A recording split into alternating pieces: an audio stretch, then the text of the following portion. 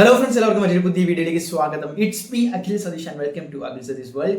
Okay guys, നമ്മൾ ഒരുപാട് ലൈവുകളിലൂടെ discuss ചെയ്ത 2-3 കാര്യങ്ങൾ വിദ്യാർത്ഥികൾ വീണ്ടും ഡൗട്ട് ചോദിക്കുന്നത് കൊണ്ട് തന്നെ ഒന്നുകൂടി സ്പെസിഫൈ ചെയ്തുകൊണ്ട് ഒരു കംപ്ലീറ്റ് പാക്കേജ് ആയിട്ട് ഈ വീഡിയോ നിങ്ങളുടെ മുന്നിലേക്ക് എത്തുകയാണ്. സോ അന്തിമ ഘട്ടത്തിൽ ഈ അവസാന നിമിഷം എന്തെങ്കിലും ഡൗട്ട് ഉള്ളവർ ഈ വീഡിയോ ഒന്ന് മുഴുവനായിട്ട് കാണുക. ഇൻ കേസ് എന്തെങ്കിലും ഡൗട്ടുകൾ ക്ലിയർ ചെയ്യാൻ പറ്റാതെ പോയിട്ടുണ്ടെങ്കിൽ ഈ വീഡിയോയുടെ താഴെ ഒന്ന് കമന്റ് ചെയ്യുക, ഞങ്ങൾ റിപ്ലൈ തരാൻ ശ്രമിക്കുന്നതാണ്. അപ്പോൾ എന്തായാലും പ്രൊഫഷണൽ അലോട്ട്മെന്റ്, സെക്കൻഡ് അലോട്ട്മെന്റും ഫൈനൽ അലോട്ട്മെന്റ് ലിസ്റ്റും വന്നതിന് ശേഷം എന്ത് ചെയ്യണമെന്ന് അറിയാതിരിക്കുന്ന വിദ്യാർത്ഥികളുടെ മുന്നിലേക്കാണ് ഈ ഒരു വീഡിയോ എത്തുന്നത് എന്ന് എനിക്കറിയാം. അപ്പോൾ കൃത്യമായിട്ട് നിങ്ങൾ ഫസ്റ്റ് അലോട്ട്മെന്റ് കിട്ടിയവരാണെങ്കിൽ ഒന്ന് ടോക്കൺ ഫീസ് അടച്ച്, അതും അല്ലെങ്കിൽ ഓപ്ഷൻ കൺഫർമേഷൻ കിട്ടാത്തവരാണെങ്കിൽ ഓപ്ഷൻ കൺഫേം ഒക്കെ ചെയ്ത് വെയിറ്റ് ചെയ്ത് സെക്കൻഡ് അലോട്ട്മെന്റ് വന്നു, ഇത് ഏതെങ്കിലും ഒരു സീറ്റ് കിട്ടിയെങ്കിൽ പിന്നീട് ടോക്കൺ ഫീസ് ലൈക്ക് സിഇക്ക് എന്തായാലും ഫീസ് അടയ്ക്കേണ്ടതുണ്ടാവും. അപ്പോൾ ആ ഫീ പേയ്മെന്റിന്റെ ബാക്കി കാര്യങ്ങളും എല്ലാം ഓൺലൈൻ സർക്കുലറായിട്ട് വരും. പക്ഷേ ഇവിടെ ഏറ്റവും പ്രധാനപ്പെട്ട ശ്രദ്ധിക്കേണ്ട 3 കാര്യങ്ങൾ എന്ന് പറയുന്നത്, നിങ്ങൾ ഈ ഒരു ഘട്ടം കഴിഞ്ഞ് കോളേജുകളിലേക്ക് പോകുമ്പോൾ നിങ്ങൾ ഓൾറെഡി എക്വിപ്ഡ് ആയിരിക്കണം with all certificates and documents. അതിൽ ഫിറ്റ്നസ് സർട്ടിഫിക്കറ്റ് ഒക്കെ എങ്ങനെ എടുക്കാമെന്ന് ഇപ്പോഴും നമ്മുടെ ഇൻസ്റ്റാഗ്രാം വഴിയൊക്കെ ചോദിക്കുന്നവരുണ്ട്.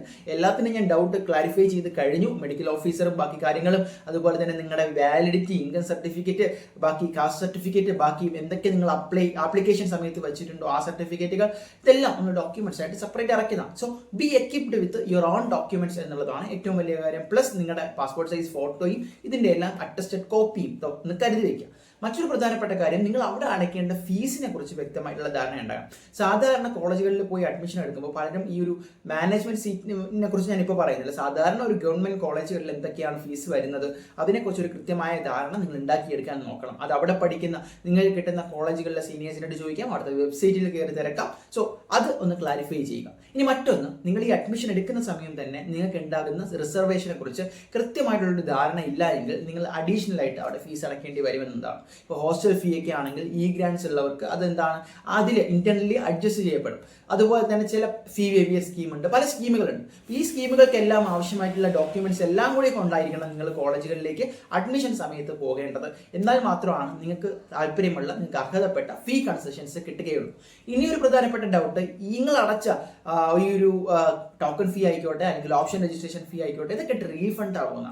സാധാരണ റീഫണ്ട് അല്ല നടക്കുന്നത്, ഇന്റർണലി അഡ്ജസ്റ്റ് ചെയ്തുകൊണ്ട് നിങ്ങളെ കോഴ്സ് ഫീന്ന് മൈനസ് ചെയ്തിട്ട് ബാക്കി എമൗണ്ട് കോളേജിലേക്ക് അടയ്ക്കുന്ന രീതിയിലാണ്. ഇത് തന്നെ നിങ്ങൾ പെർമനന്റ് ആയിട്ട് അല്ലാതെ അഡ്മിഷൻ എടുത്ത് അടുത്ത അലോട്ട്മെന്റ് ഫേസിൽ ഒരു ഹയർ കോളേജ് കിട്ടുവാണെങ്കിൽ ചില ഫീസുകളൊക്കെ ട്രാൻസ്ഫറബിൾ ആണ്. ആ രീതിയിൽ നിങ്ങൾ അടുത്ത കോളേജിൽ പോകുമ്പോൾ അത് വീണ്ടും അടയ്ക്കേണ്ടി വരുന്നില്ല. നമ്മുടെ സിയുടെ സിസ്റ്റം അങ്ങനെയാണ്. അപ്പോൾ നിങ്ങൾ കൊടുക്കുന്ന ഡോക്യുമെന്റ്സ് എല്ലാം 2 തരത്തിൽ വെരിഫൈ ചെയ്യും. ഒന്ന് കോളേജ് വെരിഫൈ ചെയ്യും, അത് കഴിഞ്ഞ് നമ്മുടെ യൂണിവേഴ്സിറ്റി KTU ആണെങ്കിൽ KTU തലത്തിൽ അത് വെരിഫൈ ചെയ്യും എന്ന് കൂടി മനസ്സിലാക്കുക. അപ്പോൾ അതിന്റെ എല്ലാ കാര്യങ്ങളും തീർച്ചയായിട്ടും ശ്രദ്ധിക്കപ്പെടും എന്നുള്ളതും കൂടി നിങ്ങൾ മനസ്സിലാക്കുക. പിന്നെ ചില കോളേജുകൾ ഈ ഫിറ്റ്നസ് സർട്ടിഫിക്കറ്റ് ഉൾപ്പെടെയുള്ള കാര്യങ്ങൾ നിങ്ങൾ ഓൾറെഡി അവിടെ അഡ്മിഷൻ എടുക്കുന്ന ഒരു വിദ്യാർത്ഥിയാണെങ്കിൽ പിന്നീട് സബ്മിറ്റ് ചെയ്താലും മതിയാകും. അത്തരത്തിലുള്ള ഇളവുകളും ഞാൻ പറയുന്ന ഗവൺമെന്റ് കോളേജുകൾ തന്നിട്ടുണ്ട്. പക്ഷെ അത് എല്ലാ കോളേജുകളിൽ നിന്നും പ്രതീക്ഷിക്കരുത്. സോ നിങ്ങൾ നിങ്ങളുടെ പാർട്ട് ശരിയാക്കി വയ്ക്കുക എന്നുള്ളതാണ്. ഇനി സെക്കൻഡ് അലോട്ട്മെന്റ് കഴിഞ്ഞും അടുത്ത ഘട്ട അലോട്ട്മെന്റിലേക്ക് പോകാൻ താല്പര്യമുള്ളവരുണ്ടാകും. അപ്പോൾ സെയിം മുകളിലോട്ടുള്ള ഹയർ ഓപ്ഷൻ അവിടെ സ്റ്റിൽ ആക്റ്റീവായി നിർത്തുകയും അതിനുള്ള ഡേറ്റുകളും എല്ലാം ഈ സെക്കൻഡ് അലോട്ട്മെന്റ് പബ്ലിഷ് ചെയ്യുന്നതിനോടൊപ്പം നമ്മുടെ CE വെബ്സൈറ്റിൽ തന്നെ പുതിയ നോട്ടിഫിക്കേഷനായി ഇറക്കുമെന്ന് കൂടി പറഞ്ഞുകൊള്ളുകയാണ്. അപ്പോൾ ഈ ഒരു ഘട്ടത്തിൽ നിങ്ങൾ ഇത്രയും കാര്യത്തിലാണ് കൃത്യമായിട്ട് ശ്രദ്ധിച്ചുകൊണ്ട് മുന്നോട്ട് പോകേണ്ടത്. ഒന്ന് ഫീസ്, ഒന്ന് ഡോക്യുമെന്റ്സ്, അതുപോലെ തന്നെ നിങ്ങളുടെ റിസർവേഷനുമായി ബന്ധപ്പെട്ട കാര്യങ്ങൾ. പിന്നെ മറ്റൊന്ന് കാര്യം, സെക്കൻഡ് അലോട്ട്മെന്റ് കിട്ടുമ്പോൾ തന്നെ ഞാൻ ഇവിടെ തന്നെയാണോ, യെസ് ഓർ നോ, ഒരു ക്വസ്റ്റ്യന് ആൻസർ ഉണ്ടാകണം.